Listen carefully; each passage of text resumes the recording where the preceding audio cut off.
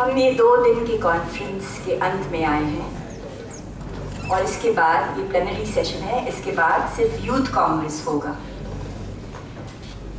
और 2 दिन के बहस के अंत में यहाँ जो हाजिर है सब हिंदुस्तान के नागरिक और जहाँ दूसरे देशों से प्रतिनिधि आए हैं, हमें सब ये जानकारी मिल गई है कि ज़ायनिज़्म सबसे बड़ा दुश्मन है, इंसानियत का दुश्मन है। लेकिन ये अकेले दुश्मन नहीं है। ज़ायनिज़्म with the support of the United States and NATO, which is a military pact for recolonization, ये तीनों जो फोर्सेस हैं, ये दुनिया के सबसे बड़े दुश्मन हैं। They are the enemies of humanity.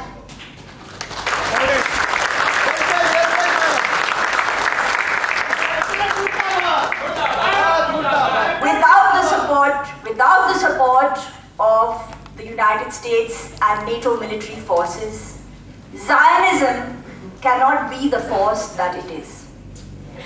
दूसरी बात जो हमारे सामने आई है, the second point which has come, the second aspect which has emerged, ये है कि जो पूरी दुनिया की आर्थिक शक्तियाँ जो हैं, जो बैंक्स और फाइनेंशियल इंस्टीट्यूशंस में है, और जो ग्लोबल आर्थिक परिस्थिति है जिसे हम फाइनेंस कैपिटल और कॉर्पोरेशंस, प्राइवेट कंपनियां जो है, ज़्यादातर जो आर्मामेंट कंपनीज हैं और जो ऑयल कंपनीज हैं, I will translate for our guests from abroad, the second biggest enemy of humanity which uses Zionism, United States military forces and NATO, is the present global financial capital allied with the companies and corporations, in particular the armament, the oil and the other corporations,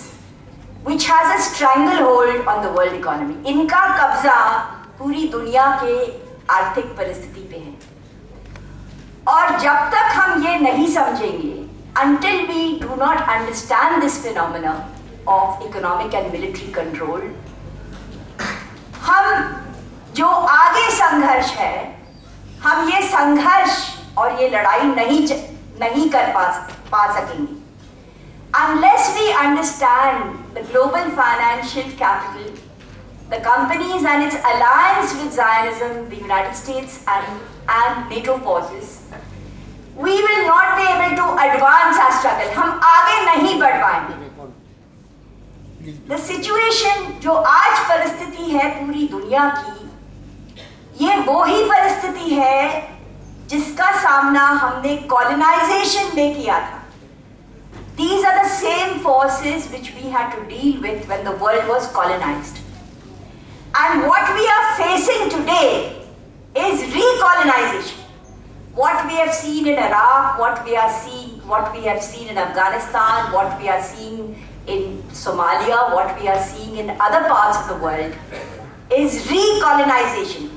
Once again, एक और बार ये प्रयत्न कर रहे हैं, देशों, भिन्न अलग-अलग देशों पे कब्जा करने की प्रयत्न हो रही है। ये साफ जाहिर होता है। It is clear that the attempt and the objective is recolonization. Libya का उदाहरण मैं दे रही हूँ, और आज सीरिया भी बहुत जबरदस्त खतरे में है। Libya has also been once again colonized and Syria is facing grave difficulties क्योंकि ये जो terrorist forces सीरिया में है, these are the forces let loose by colonization to recolonize Syria.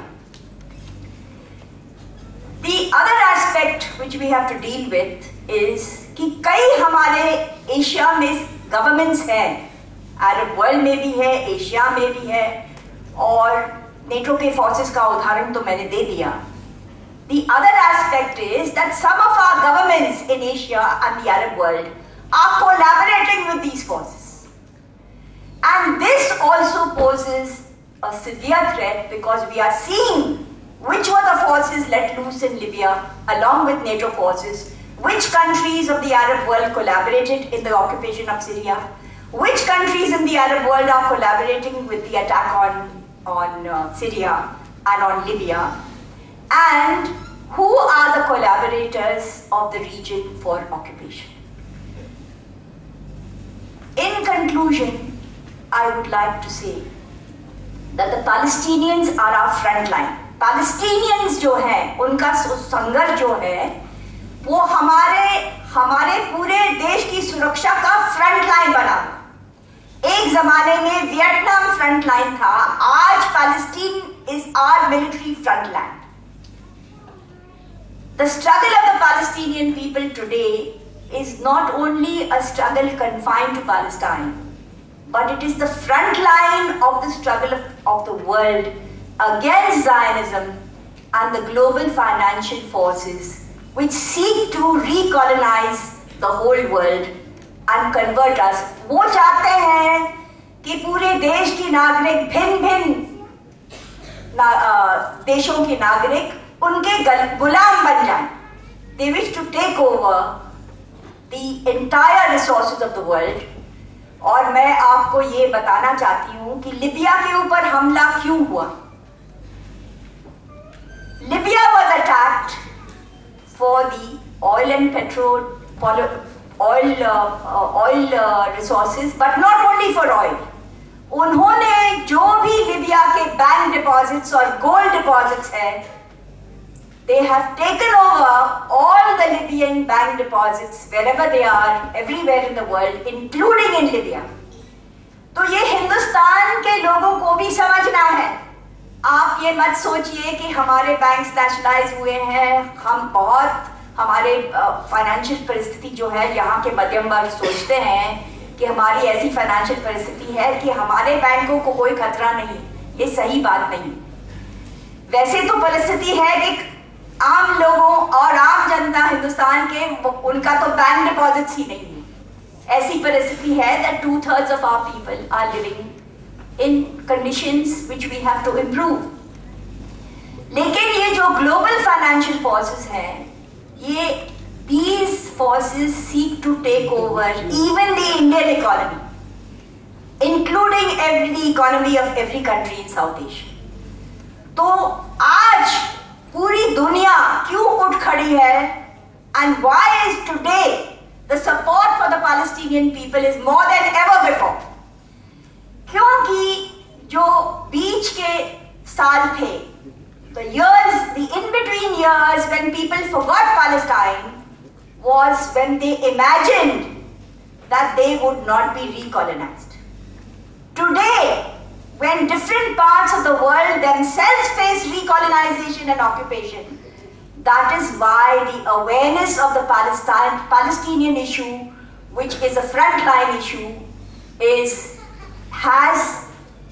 has resulted in a global and universal support on an issue which it deserves, because it is the longest anti-colonial struggle ever waged.